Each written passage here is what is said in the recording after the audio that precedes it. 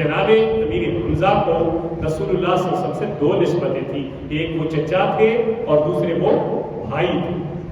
دودھ شریک بھائی بھی سگے بھائی کی طرح ہوتا ہے، یہ بھی خیال رہنا چاہیے۔ اسی لیے قرآن حکیم میں جو رشتے حرام کیے گئے ہیں ان کی فہرست میں جہاں نسبی رشتے حرام ہیں وہاں پہ رضائی رشتے بھی حرام ہیں، اس لیے کہ جس طرح نسب، مثال کے طور پر کسی لڑکی نے اور لڑکے نے ایک ہی ماں کا دودھ پیا، نہ وہ لڑکی اس کی سگی بیٹی ہے نہ لڑکا اس کا سگا بیٹا ہے، لیکن ایک ہی ماں کا دودھ پیا ہے، تو اب یہ دونوں دودھ شریک بہن بھائی ہو گئے، چاہے ان کا خاندان علیحدہ علیحدہ ہے، یہ بہن بھائی بن گئے، ان کا آپس میں رشتہ ممنوع ہے۔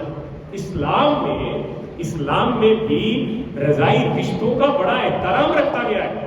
ہمارے یہاں تو سگے کا احترام نہیں ہے نا، بھائی بھائی کا گلا کاٹ رہا ہے، وہ اس کے پیچھے پڑا ہوا ہے۔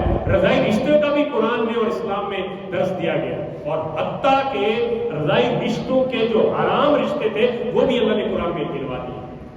آپ سورہ اس میں النساء کی آخری آیات پہلے سے چوتھے سپارے کی آخری رکوع حرمت علیکم، اس کو بڑے سارے رشتے وہاں پہ بتائے گئے ہیں، جو رشتے جن کے ساتھ انسان کا نکاح حرام ہے ان کے متعلق بتایا گیا، اور ان میں نسبی رشتے بھی ہیں اور رضائی رشتے بھی ہیں۔ تو حضرت سیدنا عبد المطلب کے بیٹے سیدنا امیر حمزہ حضور کے رشتے میں چچا تھے، لیکن رضائی طور پہ آپ کے دودھ شریک بھائی بھی تھے۔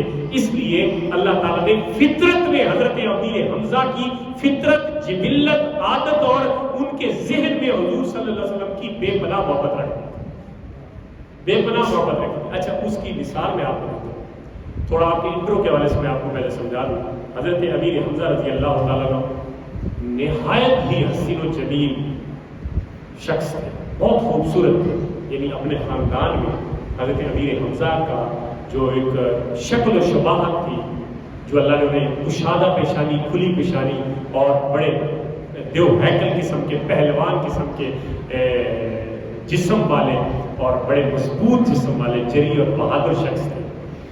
ان کے متعلق تاریخ والے لکھتے ہیں کہ ان کو دو شوق تھے۔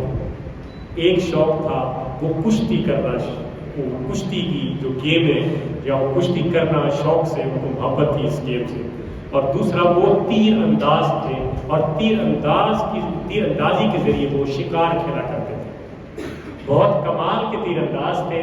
محبت انہیں دو کاموں میں تھی، ایک جو ہے وہ تیر اندازی میں اور دوسری کشتی میں۔